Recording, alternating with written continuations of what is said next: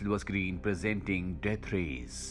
कहानी की शुरुआत में हमें बताया जाता है कि जब अमेरिका में क्राइम्स बढ़ते ही जा रहे थे, तब वहां की सरकार ने नए प्राइवेट जेल्स बनवाए, जिनमें से एक था टर्मिनल आइलैंड, जहां इलीगल रेस चलाई जाती थी और उसे लाइव ब्रॉडकास्ट भी किया जाता था, जिससे कि प्राइवेट जेल्स के मालिक को बहुत फायदा होता था। ऐसे टर्मिनल जेल के अंदर डेथ रेस चल रही होती है, जिसे फ्रैंकेनस्टाइन नाम का आदमी जीत रहा होता है।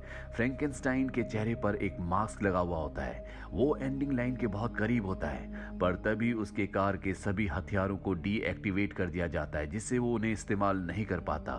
वहीं पीछे से दूसरी कार में जो नाम का एक शख्स होता है, वो भी इस रेस को जीतना चाहता है, इसीलिए जो फ्रैंकेनस्टाइन की कार को टक्कर मारता है। कार में फ्रैंकेनस्टाइन उसकी पार्टनर केस से कहता है कि तुम कार से उतर जाओ, ये लड़ाई मेरी है। ये सुनते ही केस पैराशूट के जरिए कार से निकल जाती है। तभी जो फ्रैंकेनस्टाइन की कार पर हमला करता है और उसकी कार ब्लास्ट हो जाती है। सीन यहीं पर कट हो जाता है। अब हमें जेल के बाहर जेनसन नाम के एक आदमी को दिखाया जाता है। जेनसन काम खत्म करके घर आता है और अपनी पत्नी से मिलने के बाद वो अपनी बेटी के पास जाता है। तभी किचन में जेनसन की पत्नी पर कोई हमला कर देता है। थोड़ी देर बाद जब जेनसन किचन में आता है तो वो देखता है कि उसकी पत्नी मर चुकी है। उसी समय पीछे से कोई उस पर हमला करके उसे बेहोश कर देता है। जेनसन को जब होश आता है तो पुलिस उसे उसकी पत्नी के कत्ल के जुर्म में गिरफ्तार कर लेती है। जेनसन को टर्मिनल आइलैंड जेल भेज दिया जाता है। जेनसन जब खाना खा रहा होता है तो कुछ आदमी उस पर हमला कर देते हैं। जेनसन भी उससे लड़ता है, पर गार्ड आकर उन्हें अलग कर देते हैं। इसके बाद जेनसन को जेल की वार्डन के पास ले जाया जाता है। वार्डन जेनसन से कहती है कि जिन लोगों ने तुम्हें मारा है वो बहुत खतरनाक है, यहाँ से जाने के बाद वो तुम्हें जान से मार देंगे। जेनसन की फाइल देखने के बाद वार्डन को पता चल जाता है कि वो एक काफी अच्छा रेसर है। वार्डन जेनसन को बताती है कि यहाँ पर डेथ रेस की जाती है, जिसमें खिलाड़ी अपनी जान की बाजी लगाकर एक खतरनाक कार रेस में हिस्सा लेता है। सारे कैदियों के बीच 5 राउंड्स होते हैं। अगर कोई पांचों राउंड जीत जाता है तो उसे जेल से आजाद कर दिया जाता है, भले उसका जुर्म कितना भी बड़ा क्यों ना हो। वार्डन उसे फ्रैंकेनस्टाइन के बारे में बताती है कि कार रेस के दौरान उसका पूरा चेहरा जल चुका था, इसीलिए वो हमेशा मास्क पहन कर रखता था। ऑडियंस को उसके लौटने का इंतजार है, पर वो लोग ये बात नहीं जानते कि पिछली रेस के बाद ऑपरेशन के दौरान उसकी मौत हो गई। वार्डन जेनसन से कहती है कि अगर तुम फ्रैंकेनस्टाइन बनकर रेस में पार्टिसिपेट करते हो तो तुम्हें बस एक ही राउंड पार करना होगा, जिसके बाद तुम आजाद हो जाओगे। वार्डन कहती है कि ऑडियंस को नहीं पता चलना चाहिए कि फ्रैंकेनस्टाइन मर चुका है, वरना शो की टीआरपी गिर जाएगी। जेनसन उसकी बात नहीं मानता, वो उसे इनकार कर देता है। वार्डन उसे बताती है कि तुम्हारी बेटी को किसी और ने अडॉप्ट कर लिया है। वो कहती है कि अगर तुमने ये ऑफर मना किया तो तुम्हारी बेटी हमेशा किसी और को पिता कहेगी। ये सारी बातें सुनने के बाद जेनसन बहुत सोचता है और रेस में हिस्सा लेने के लिए मान जाता है। इसके बाद वार्डन जेनसन को उसके असिस्टेंट और कोच से मिलवाती है। कोच उसे रेस के बारे में सारी जानकारी देता है। जेनसन का असिस्टेंट उसे जो के बारे में बताता है कि जो बहुत ही खतरनाक ड्राइवर है, वो किसी को मारने से पहले सोचता भी नहीं। रेस के दौरान वो जितने लोगों को मारता है उतने ही कट्स वो अपने चेहरे पर बनाता है। कोच जेनसन को बताता है कि इस रेस के 3 स्टेजेस रहेंगे। पहली 2 स्टेजेस में बस तुम्हें अपने आप को बचाते हुए फिनिशिंग लाइन तक पहुंचना है और आखिरी रेस तुम्हें स्पीड के जरिए जीतनी होगी। जितनी फास्ट तुम अपनी कार चलाओगे उतनी जल्दी फिनिशिंग लाइन तक पहुंच जाओगे। वहीं जेनसन को कुछ कैदियों के हाथों पर सेंसर लगा हुआ दिखता है। कोच उसे बताता है कि इन लोगों को ट्रैक पर काम करने के लिए लाया जाता है, वो यहाँ से भागने की कोशिश ना करें, इसीलिए उनके हाथों पर सेंसर्स लगाए गए हैं। उन सेंसर्स को देखकर जेनसन को याद आता है कि जिस आदमी ने उसके घर पर हमला किया था उसने भी ऐसे सेंसर्स पहने हुए थे। अब रेस का पहला दिन आ जाता है। वार्डन जेनसन को फ्रैंकेनस्टाइन के कपड़े और मास्क पहनाकर तैयार करती है। फ्रैंकेनस्टाइन को देखकर सभी कैदी बहुत खुश हो जाते हैं। अब सभी कैदियों को उनकी गाड़ी के पास लाया जाता है। उसी समय वहां एक बस आती है, उसमें से बहुत सारी लड़कियां निकलती हैं। ये भी कैदी है। इन्हें दूसरी जेल से यहाँ लाया जाता है और पार्टिसिपेट करवाया जाता है। ये लड़कियां नेविगेटर का काम करती है और लड़कियां रहने से शो की टीआरपी और भी बढ़ती है। ऐसे जेनसन की गाड़ी में केस आकर बैठ जाती है, जो फ्रैंकेनस्टाइन की पुरानी साथी है, जो पिछली बार पैराशूट से गाड़ी से निकल गई थी। जेनसन की आवाज सुनकर वो समझ जाती है कि ये फ्रैंकेनस्टाइन नहीं है। तभी कोच आकर कहता है कि गाड़ी के शीशे बंद बंद करने के बाद तुम अपना मास्क हटा सकते हो, क्योंकि गाड़ी के शीशे काले होने की वजह से बाहर से कोई भी तुम्हें अंदर नहीं देख पाएगा। कुछ ही देर में रेस शुरू हो जाती है, जिसका लाइव ब्रॉडकास्ट भी किया जाता है, जिसमें दुनिया भर के लोग इन्हें देख रहे हैं। रेस शुरू होने के बाद थोड़ी ही देर बाद जेनसन सबसे आगे हो जाता है, पर तभी जो उस पर हमला करना शुरू कर देता है। वो उसकी कार को बार बार टक्कर मारता है। थोड़ा आगे बढ़ने के बाद उन्हें रास्ते पर तलवार और ढाल दिखाई देती है। केस बताती है कि अगर तुमने तलवार चुना तो तुम्हें बहुत सारी गोली और बारूद मिलेंगे, और अगर तुमने ढाल चुना तो तुम्हें पेट्रोल और धुआं मिलेगा, जिससे हम जो से पीछा छुड़ा सकते हैं। वहीं इन्हें स्कल भी दिखते हैं। अगर कोई गाड़ी उस पर से गुजरती है तो सामने से भाले आ जाते हैं और गाड़ी के साथ ड्राइवर को भी खत्म कर देते हैं। इसी बीच जो उसके पास मौजूद गोलियों से जेनसन पर हमला करता है। जेनसन भी अपनी ढाल का इस्तेमाल करने के बारे में सोचता है, पर जब वो ऐसा करता है तो उसके हथियार अचानक काम करना बंद कर देते हैं। ये बात जानकर कोच हैरान हो जाता है।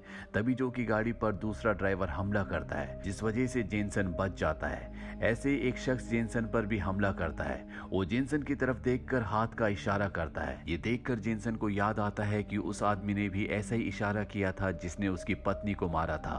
जेनसन को यकीन हो जाता है कि उसी आदमी ने उसके घर पर हमला किया था।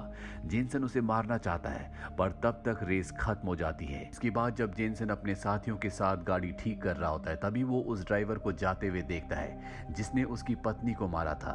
जेनसन उसके पीछे जाता है और इन दोनों के बीच में फाइटिंग शुरू हो जाती है। जेनसन उस ड्राइवर को जान से मारने वाला होता है कि तभी एक पुलिस ऑफिसर आकर जेनसन को बेहोश कर देता है। यहाँ से कहानी फ्लैशबैक में जाती है और यहाँ पर हमें पता चलता है कि वार्डन के कहने पर पुलिस ऑफिसर ने इसी ड्राइवर की मदद से जेनसन की वाइफ का कत्ल किया था और जेनसन को फंसाकर जेल में लाया गया था ताकि वो फ्रैंकेनस्टाइन बनकर हिस्सा ले। अब अगले दिन स्टेज 2 स्टार्ट होता है। तभी ड्राइवर्स फौरन आगे चले जाते हैं, पर जेनसन जानबूझकर सबसे पीछे रहता है। वो केस से वार्डन के बारे में पूछता है। केस उसे बताती है कि वार्डन बहुत ही शातिर औरत है। उसने मुझे कहा था कि मैं फ्रैंकेनस्टाइन के सारे हथियार डिसेबल कर दूं, और अगर मैंने ऐसा किया तो वो मुझे आजाद कर देगी। वार्डन चाहती थी कि फ्रैंकेनस्टाइन ये रेस हार जाए और उसे आजादी ना मिले, ताकि इस गेम की पॉपुलैरिटी ऐसी कायम रहे। ये सारी बातें सुनने के बाद जेनसन बहुत गुस्सा हो जाता है और वो अपनी गाड़ी बहुत स्पीड में चलाता है और सबसे आगे निकल जाता है। वो उस ड्राइवर पर हमला करता है जिसने उसकी पत्नी को मारा था। अब क्योंकि जेनसन सबसे आगे था, इसीलिए कोच और केस उसे ढाल चुनने को कहते हैं, पर जेनसन किसी की नहीं सुनता और तलवार चुनता है। जेनसन अपनी कार पलटाता है और उस ड्राइवर पर हमला करने लगता है जिसने जेनसन की पत्नी को मारा था, पर बहुत जल्दी उसे समझ में आ जाता है कि उसकी कार बुलेट प्रूफ है, उस पर गोलियों का कोई असर नहीं हो सकता। इसीलिए जेनसन धुआं छोड़ देता है और उस ड्राइवर की कार पलट जाती है। जेनसन अपनी गाड़ी रोकता है और बाहर आकर उस ड्राइवर को मार देता है। जेनसन ने यहाँ पर रूल्स तोड़ दिए, क्योंकि रेस के दौरान कोई भी गाड़ी से बाहर नहीं आ सकता। इसीलिए वार्डन यहाँ पर मॉन्स्टर ट्रक भेजती है। ये ट्रक सभी गाड़ियों पर हमला कर देता है और एक एक करके मॉन्स्टर ट्रक सभी को मार रहा होता है। उसी समय जेनसन कोच को जे से उसकी बात करवाने को कहता है। जेनसन जो से कहता है कि हमें मिलकर इस ट्रक का सामना करना होगा। जो भी इस बात के लिए मान जाता है। ये दोनों मिलकर उस ट्रक को दोनों तरफ से घेर लेते हैं और ट्रक ड्राइवर का ध्यान भटकाने की कोशिश करते हैं। थोड़ा आगे जाने पर ये दोनों स्कल पर उनकी कार टच करते हैं, जिससे वहां से भाले ट्रक के सामने आ जाते हैं और वो ट्रक पूरी तरह से तबाह हो जाता है। सेकंड स्टेज में सिर्फ जेनसन और जो ही बचते हैं, यानी फाइनल राउंड इन दोनों के बीच होगा। थोड़ी देर बाद जब जेनसन अपने साथियों के साथ अपनी गाड़ी ठीक कर रहा होता है तो वहां पर जो आता है। असल में जो को फ्रैंकेनस्टाइन से मिलना था, पर जेनसन की आवाज सुनकर वो समझ जाता है कि फ्रैंकेनस्टाइन अब मर चुका है और उसकी जगह जेनसन ने कार रेस में हिस्सा लिया है। दूसरी तरफ वार्डन को बहुत गुस्सा आ रहा होता है, क्योंकि जेनसन अब उसके लिए खतरा बनता जा रहा है। वो पुलिस ऑफिसर को जेनसन को मारने का ऑर्डर दे देती है। अगले दिन पुलिस ऑफिसर जेनसन की कार में एक बॉम्ब फिट कर देता है और अब फाइनल रेस शुरू होने से पहले जेनसन जो से मिलने जाता है। वो उससे बात करना चाहता है, पर जो उससे बात करने से साफ साफ मना कर देता है। इसके बाद जब जेनसन फ्रैंकेनस्टाइन के कपड़े पहनकर तैयार हो रहा होता है, अभी वार्डन वहां पर आती है और उसे उसकी रिहाई के पेपर्स दिखाती है और कहती है कि तुम्हें बस कैसे भी करके इस रेस को जीतना होगा। अब जब जेनसन गाड़ी में बैठता है तो केस उसे बताती है कि मुझे वार्डन ने कहा है कि अगर तुम रेस जीतने वाले होंगे तो मैं तुम्हें ये रेस जीतने ना दूं। केस की बातों से जेनसन को अंदाजा हो जाता है कि वार्डन उसे ये रेस जीतने नहीं देगी। थोड़ी देर बाद डेथ रेस का आखिरी पड़ाव शुरू हो जाता है। जेनसन जो से आगे जा रहा होता है, वो बहुत स्पीड में अपनी गाड़ी चलाता है। जेनसन तलवार और ढाल दोनों हासिल कर लेता है, पर जब वो उन्हें इस्तेमाल करने की की कोशिश करता है तो वो काम नहीं करती। वार्डन ने जेनसन की गाड़ी के सभी हथियारों को डीएक्टिवेट कर दिया था। वहीं जो के हथियार सही चल रहे होते हैं, लगातार जेनसन पर हमला कर रहा होता है।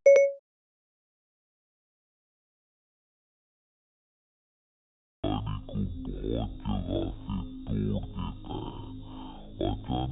जेनसन को एक बड़ा रॉकेट छोड़ता है, पर जेनसन उस रॉकेट से बच जाता है। रॉकेट एक दीवार पर लगता है और वहां पर बहुत बड़ा ब्लास्ट होता है, जिससे हर जगह धुआं फैल जाता है।